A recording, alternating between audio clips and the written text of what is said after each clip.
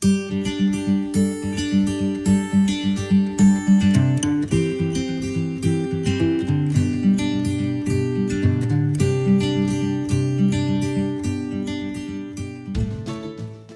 morning, dear friends. Greetings to you all in the name of our Lord and Savior, Jesus Christ.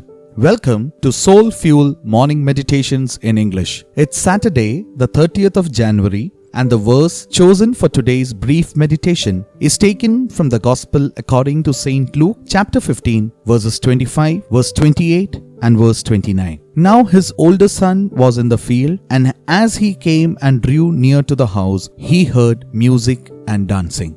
But he was angry and refused to go in. His father came out and entreated him, but he answered his father, "Look, these many years I have served you, and I never disobeyed your command. Yet you never gave me a young goat that I might celebrate with my friends."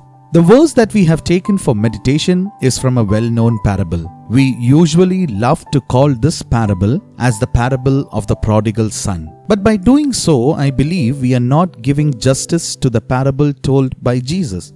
This story, this parable, is the third of the parables of the lost being found. Jesus speaks of a lost sheep and a lost coin, describing much more than a singular image of a merciful God who comforts us when we come back.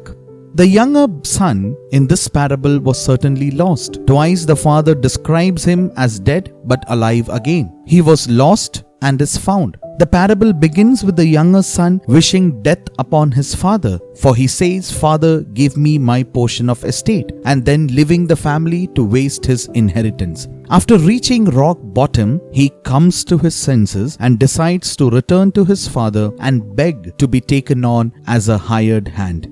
At least then he wouldn't starve. But before the son even gets one word out, his father sees him, runs, embraces him, and kisses him. The son tries to make his apology, but is quickly cut off as the father calls for a celebration for his returned son. The son is forgiven and restored to the family. He was dead but is alive again. He was lost and is found. Yet, I believe that this is not just a parable of the lost son, but the parable of the two lost sons.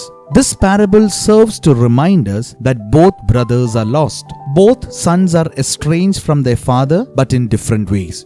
The younger brother sees his father more as a banker than as a parent. His father is only a means to the end of getting his inheritance. When he gets his chance, he takes it and runs away to live it up in a distant land. When he comes to himself, he wants to go back to his father, but as a hired hand. He still does not see his father for who he truly is. It is only when the father runs to him and embraces him that everything changes. The older son, I believe, is also lost. When his younger brother returns and the father rejoices, this brother sulks outside. He rebukes his father by saying, "All these years he have been slaving for him and never disobeyed his orders." This son too sees his father more as a banker or as a landlord than as a father. He is estranged from his father and sits on the outside while others rejoice. Both sons are lost. The only difference is one cannot hide it. His brokenness is visible and public. The other son hides his estrangement behind obedience. Neither sees their father for who he truly is, a loving, gracious father.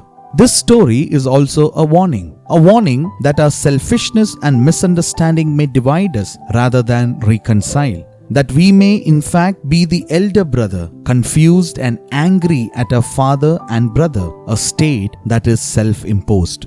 Both sons need reconciliation and both are offered it by the father. And the only question that matters is this: will they take it?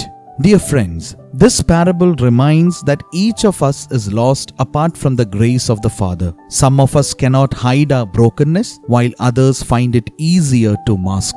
Each of us needs to feel the embrace of the Father in our lostness, to know that we have not an angry judge, but a loving Father in heaven. When we have been embraced and loved in our lost state, maybe then we will be willing to embrace our lost brother as well. Can you join in this prayer along with me? Heavenly Father, we thank you for giving us a wonderful life and for all that we have today.